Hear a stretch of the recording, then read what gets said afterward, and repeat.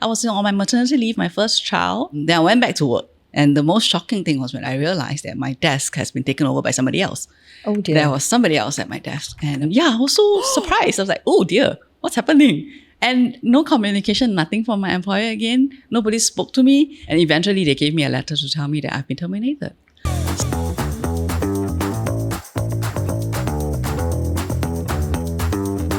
Welcome to Open House, where every conversation opens a new perspective. Today we welcome Ms.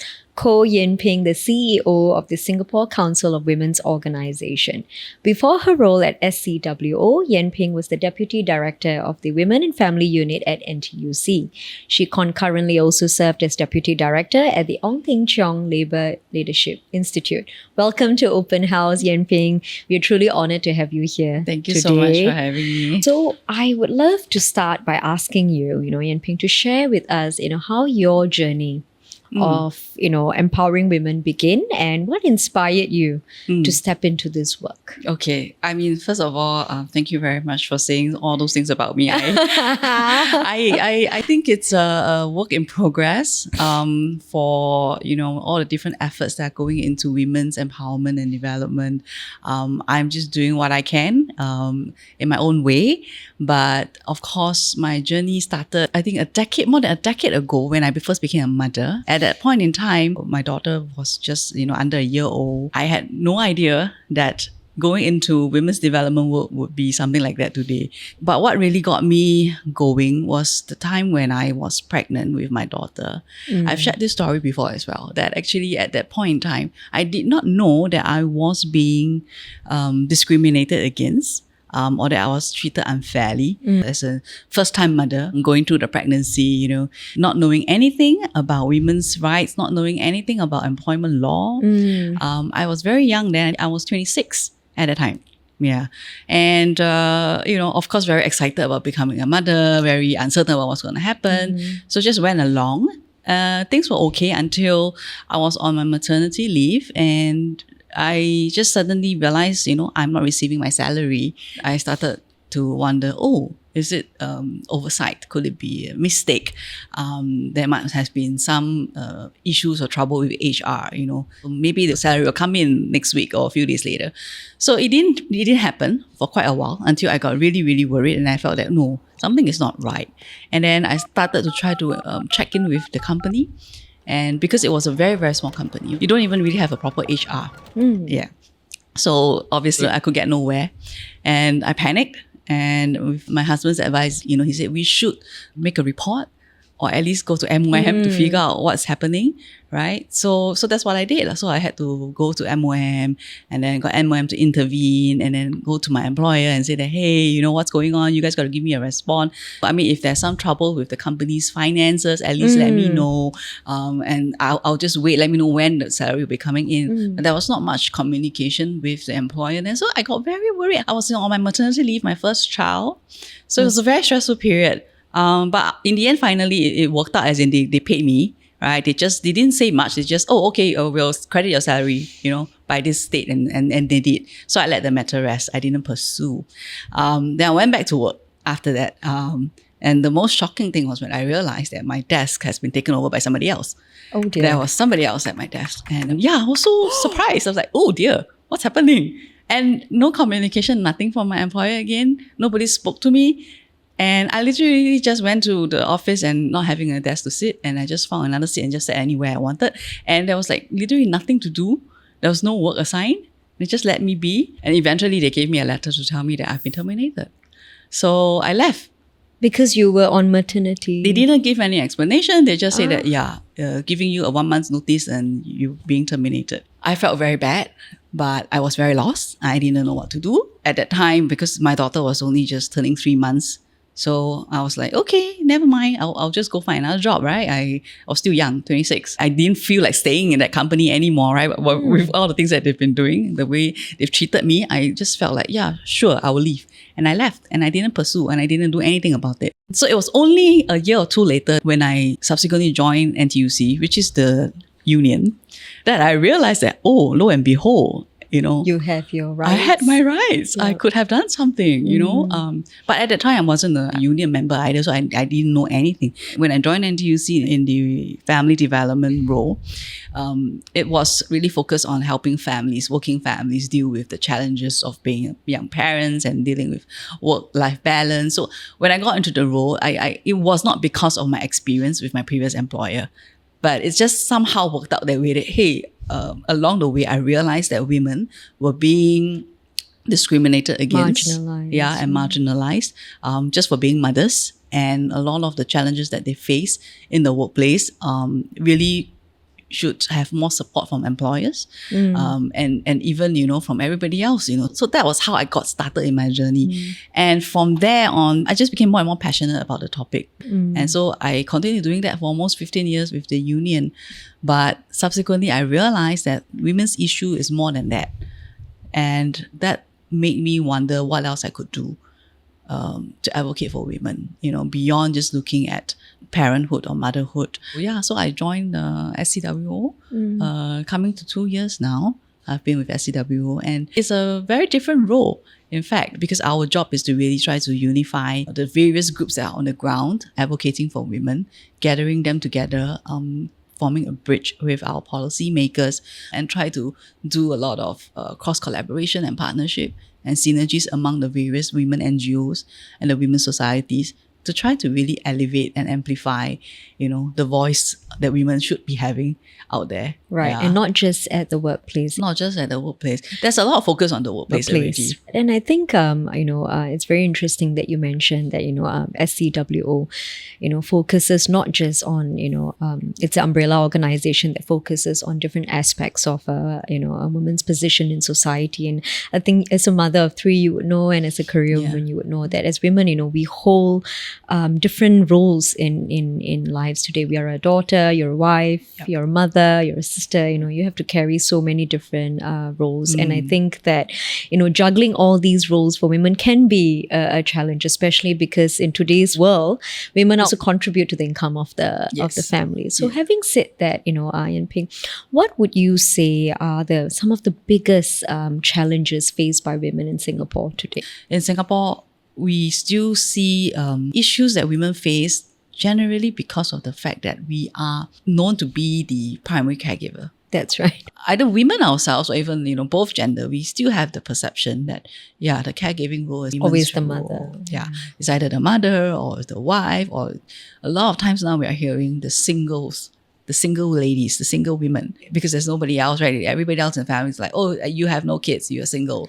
So you should be the person to care. To care for the elderly parents. Yes. And so all this, but again, it all still falls down to the women largely. And this whole very gendered nature of caregiving is really a barrier for us to be able to achieve the equality that we want to see for women in terms of the different effects that it brings about. It goes from, not being able to work.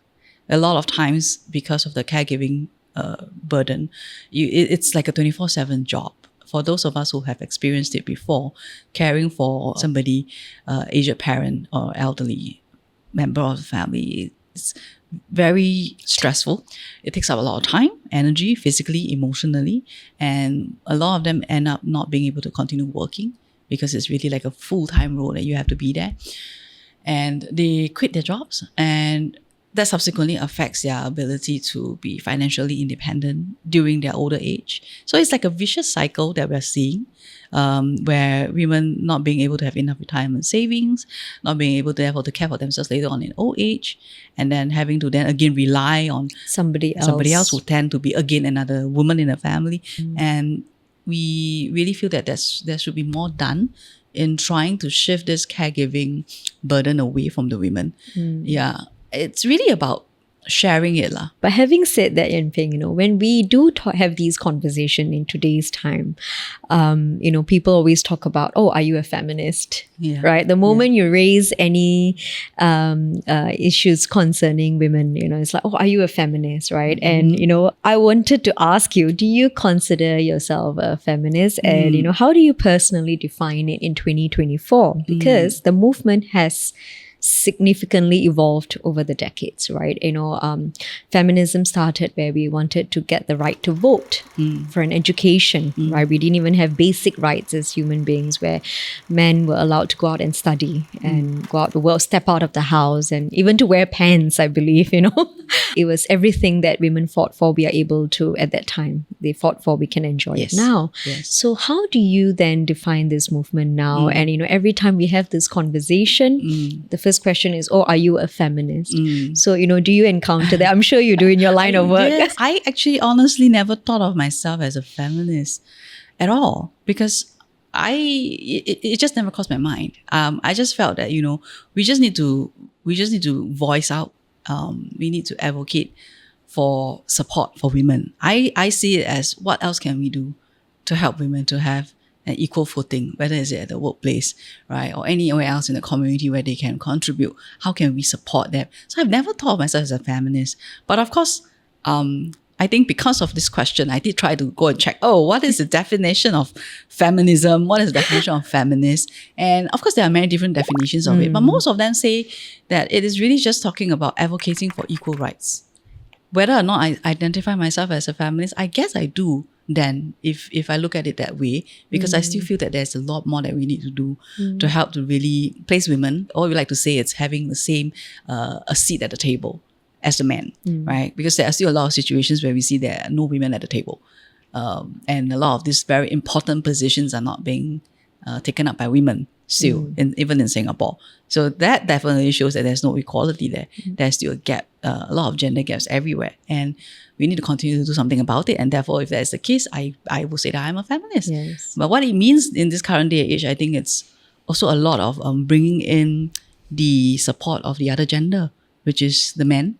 Having the men come into the conversation, the whole idea of feminism may feel like it's a women-only thing because the word fem... The men often feel that. Yeah, it feels like you are ostracizing. Are you ostracizing me because I'm a man? Is it trying to discriminate against men? I have had a lot of men pass remarks like, why is there a SCWO but no SCMO?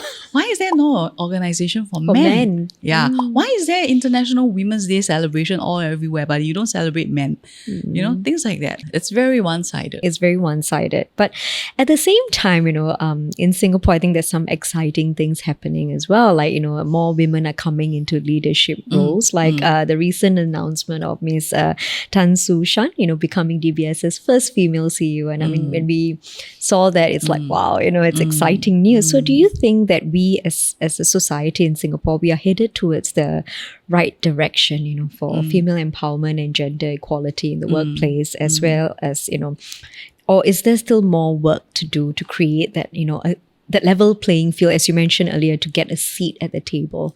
What do you think about that? Yeah. I think that honestly, we are seeing that progress in terms of having more women taking on top positions in companies. We're seeing a lot more female CEOs coming on board. These are all good and encouraging. But honestly, if you look at the statistics, then I think just a couple of months ago, the Council on Board Diversity released their report.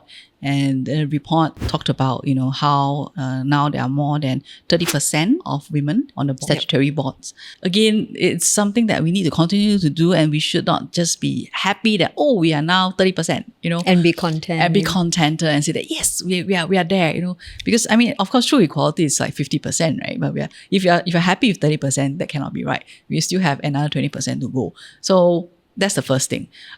But does it mean that we should not celebrate? No, we should celebrate. In fact, we should celebrate so much and make so much noise and create so much attention on the matter to, have people thinking to themselves, especially people on, board chairmen and whatnot, thinking to themselves, why are there no women on my board? Right? And really consciously try to make an effort to bring in the women. Of course, this is a complicated matter. It's not something that also just by passing a law or having a policy, overnight. It can happen. But you see the trend going upwards, and we need to continue to push it. And hopefully it moves faster now. Instead of taking us 10 years to come here, we can shorten that, and That curve. That curve can go steep and go up faster. So what do you think, Yan Ping, it means for future generations, the younger generation of women who see women in power, like, yourself or even Sushan, right? Like, what does that mean for them? Does that mean a lot of more hope? Yes, I would think so. So SCWO on our own, we've been trying to do a lot of these awareness and educational type of programs with the younger children. We've been trying to go to schools, talking to the students about, the different amazing women that have done so much for Singapore. Because at SCWO, we actually run the Singapore Women's Hall of Fame. So it's an initiative where we try to, highlight women, outstanding women, trailblazers. They have done a lot for Singapore, but they may not be known. They may not be as well known. So we bring them to the Hall of Fame. We take their stories. We go to the schools. We tell the children that, we have women who are lawyers. We have women who are adventurous, who have climbed Mount Everest. We have women who are great sportsmen. We have women who are doing great things in science, in sustainability. So using these real life women and their stories to try to inspire the younger generation, and really telling them that, the sky's the limit. Your gender does not matter. And learning that actually a lot of these women in the Hall of Fame, they were in much more difficult situations and times than us today. Some of them really, at that time, they had really no access to a lot of opportunities, but they persevered, how they showed the resilience. So it's an opportunity to talk about the different values that we want our young to have, at the same time debunking a lot of the myths about what women and men should be doing. So these are programs that we are running on at SCWO. And we hope that we can have the opportunity to bring these stories to more people, to more younger children. And we have got good feedback from parents as well. When we do some of these programs in the community, we do storytelling and things like that. We involve the parents. And the parents also find that, then they become more conscious also of their own behaviors, the language, the way they speak to their children. And it is both boys and girls. So we are not just saying that, we only want to tell the girls that, you can be anything you want. But we also need to teach the boys about respect. So as the CEO of SCWO, I'm eager to learn more about, your vision and mission about equal space, equal voice, and equal worth for women. What does that truly mean for women in Singapore? When we looked at equal space, I think the space that we're talking about is really women being able to feel safe in any space. So we are talking about preventing violence against women, whether it's domestic violence or whether it's workplace harassment, right? Or even just generally in the community, in the society, how women can feel safe wherever they are. So that's the space part.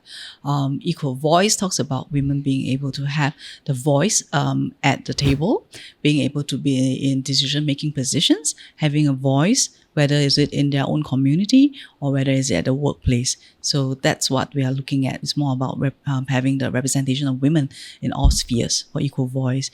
When we talk about equal worth, it is to recognize that women actually contribute a lot to caregiving work. And that actually is what we call unpaid work these days. It is not paid work. So there's actually a lot of value that even, women are bringing to our society. But it's not paid. But we have to recognize their worth as caregivers. And a lot of these caregivers then are also elderly women, because they were, being the main caregiver from the time when maybe they have children all the way to now where they're caring for somebody else in the family. They've not had the opportunity to go back into the workforce. And how do you measure their worth? When they are at the age of retirement, who's going to take care of them? So the issue of recognizing the worth of women, and also recognizing that women contribute in different ways. We have women who have done great things for Singapore as well. How do we also make sure that we recognize them? We document down their contributions, and then they have a place in our history as well. So that's equal worth. Right. So that brings me to another probably a bit on a more serious note. You have the International Day of Elimination of Violence Against Women and Girls coming up, which will be on the 25th of November. And, of course, the organization SCWO has this campaign, which is a fundraising campaign, which is called In Her Stride, right? Could you tell us a little bit more about that? Yes. Yeah. So in the work that we do for equal space, earlier when we talked about women being able to thrive in a safe environment everywhere they go, I think one concern that we still see in our society is that domestic violence is still an issue. Through this Interstrike campaign every year, which is in commemoration of the 25th of November, International Day of Elimination of Violence Against Women and Girls, it's really to highlight, to everybody that in our society today, there are still women who are subjected to violence, physical abuse. And a lot of times this abuse may also not just be physical. There are also many other forms of violence against women that we may not see because they tend to happen behind closed doors. So this is something that I think we cannot tolerate in our society in this day and age. And we need to continue to call out such behaviors, try to encourage women who are maybe going through a very difficult time in an abusive relationship to let them know that there is actually a place where they can seek help. There are actually support available. So the whole campaign is to really create an awareness about the issue of domestic violence. Right. Speaking of that, globally we heard of the cases, very tragic cases of the Olympian, Rebecca Cheptegei, who lost her life, after being set on fire by her former husband, and of course the former model and Miss Switzerland finalist as well, Christina, and she was brutally murdered by her husband in I think a way unimaginable for the family, I would say, in both cases. And these women, we would look upon them as women of being of a certain power, because one of them is an Olympian and the other one was on a global platform as a Miss Universe finalist. And we often think of women being subjected to violence as those of maybe, lower socioeconomic backgrounds. But that's not the case at all. It can happen, as we would all know as women, it can happen to any one of us, right? So how can we as a society, through this campaign as well, or how can we as a society, protect women from violent partners, and what can be the measures to be implemented to safeguard women? I think we should all be more vigilant and keep an eye out for one another, neighbors as well, right? If you hear or you notice certain things, how do we let them know that, hey, I'm here for you. You may not feel confident wanting to call out the perpetrator because you might be fearful yourself for your own safety. And a lot of these cases, it is really scary. So I think we're not saying that, I must call out the perpetrator and confront the perpetrator. It's just like knocking on the door and say, are you okay? Yes, it's just simple little things. Or even just when you find that, in a place and a time where you think that it's safe to talk to the victim one-on-one, just asking simple questions like that. Yeah, are you okay? Do you want me to help you? Do you need me to do anything? Just letting them know that there's somebody there for them, right? I think that is the first step. And in fact, I think if you looked at the protection we have for women in terms of legislation and all that, I think in Singapore, our women's charter is quite strong. We have recently revised it as well. So there is actually provisions from the legal perspective, but that cannot kick in until the victim decides to step out and say, I need help. So how do we focus on, helping to bring these victims out to seek help? I think it's also very important. That's something that I think we need to also address. So what would be some of the red flags that women themselves can see? Because one question that women in these situations always ask is, after the fact, why didn't they leave? Why didn't they do something about it? Why didn't they have the courage or strength to leave this relationship? What might be one or two red flags that women can look out for to say that, okay, this is something that I need to take note of and it's not healthy for me? I think I will want to turn this perspective a little bit to say that, I don't think so we should just only look at the women. Because honestly, relationships are very complicated matters, and every couple, every relationship is different. Even if there are certain red flags that, we can share these red flags with them, whether or not they decide that this is a red flag for me, it varies, right? But I think what we want to do is we want to change this conversation and perspective to say that, what about reaching out to the men, the perpetrators itself, right? Rather than only just looking at how women, we need to tell them what to do to protect themselves. Why don't we also make sure that we tell the men that their behaviors are not acceptable, right? We need to actually have more conversations on that as well. Preventing is of course the best. The Less victim shaming. Yes, we need to be able to do things preemptively, but even preemptively it is difficult if you just look at the women, because it's a relationship.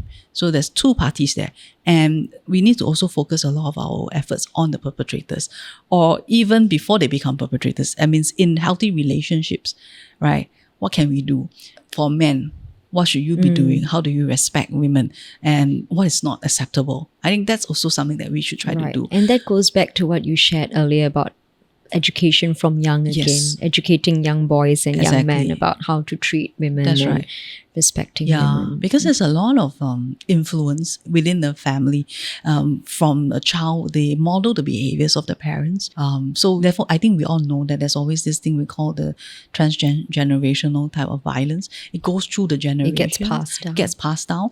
Why does it get passed down? Well, because the child sees it from young, and to them, subconsciously, this is the kind of behavior that they will model. They don't realize it, right? So whether is it the boys looking at their fathers being abusive and then unfortunately turning into an abusive spouse next time, or the girls saying their mother's being abused and accepting that, oh, it is normal for a relationship to be like that. You know, it's normal for the husband to beat the wife. So when I become a wife, when something that happens to me, I feel that, oh yeah, this is normal because it happened to my mom. Yeah, so they carry on that carry so-called tradition of, disrespecting their spouses or That's even right. their daughters. Yes, and so this is one reason why we said why they can't get out of it also, because to them this is normal.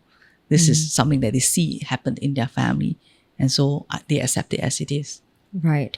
And how does SCWO actually help women like this? For example, if they want to take the first step and say, I need help, right? Or even the men, like for example, they say, okay, we need help. How does the organization actually, what was the first step and how can they seek help? For us, because we run a crisis shelter, so the immediate work that we do, of course, the priority is to make sure that the victims and the survivors are safe. So we take care of their basic needs at the shelter. They don't have to worry about anything.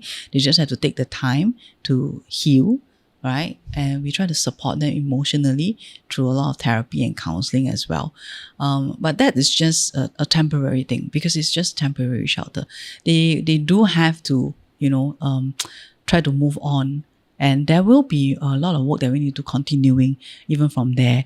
So it's a long process. There's actually a lot of people in the sector that looks at coming together to form an ecosystem to support victims. So we are not doing this alone.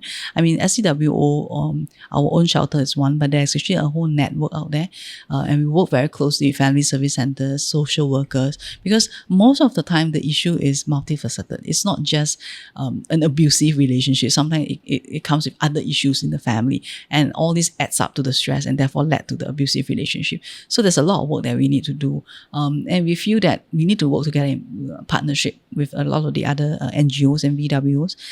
Recently, we are exploring the possibility of working together with the perpetrators as well, because I said earlier how important it is also to change the conversation towards the men and the perpetrators. So at the moment, we are exploring a project together with some of our community partners to try to do some work together with the perpetrators to reach out to them and try to heal the relationship. But of course, it is not a straightforward process. Whether or not there will be opportunities for us to also collaborate in a bigger way with our ministry, for example, because I think currently the whole conversation on violence, people still, like you said, tend to think that it's more the vulnerable group. Only a certain segment of the women population of women that's facing it. Therefore, maybe it's not a topic that's for the masses. But we've talked about it earlier, right? How important it's actually as bystanders, as colleagues, as neighbors. Actually, we do have a role to play. So I think, in collaboration with the government agencies, the different non-profit organizations, and even private sector corporates, because I think there is also a huge role that employers can play, especially if you have employees who are going through something like that at home. You cannot imagine, right, the kind of stress. How would they be able to perform at work? That's It is most of the time going to affect their work performance. And when it affects their work performance as employers, do we therefore then, just strike them off and say that, oh, Fire poor them. work performer. Yeah. But actually, there is actually a lot more Underlying issues. As employers, what can we do to support this employee? That's also, I think, another area that I think currently we're not talking about enough. In terms of the role that employers and workplaces have, because again, the word domestic violence tend to lead people to think it's domestic only.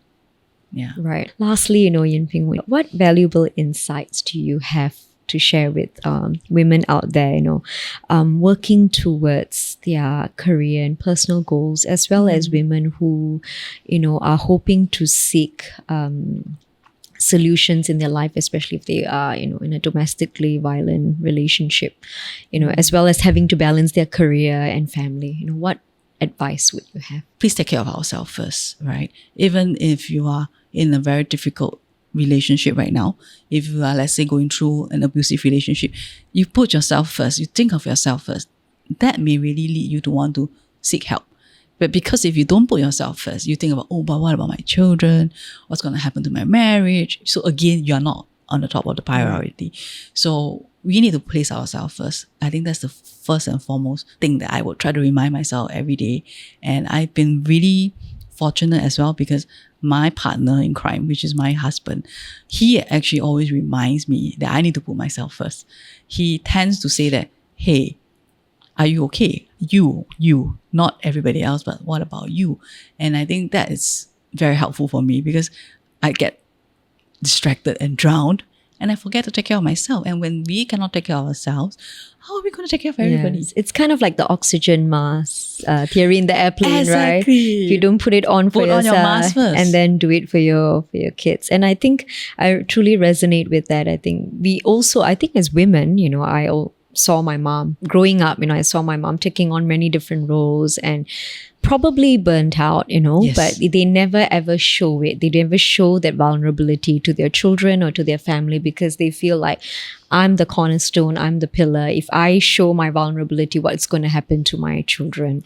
And generationally, just like how violence gets passed down, we also take this mindset with us that we have to be strong as women. We have to keep everything within us and not show our vulnerability for the sake of our family. But thank you so much, Yan Ping. I think it was a very wonderful conversation that we had. And, to our viewers, we appreciate you tuning into this episode of Open House. Remember, for every question you have, there's someone out there with the answers. If you enjoyed today's episode, please subscribe, leave a review, and share it with anyone who might be interested in our discussions. Remember to follow us on social media for more updates. We'll see you next time. Thank you.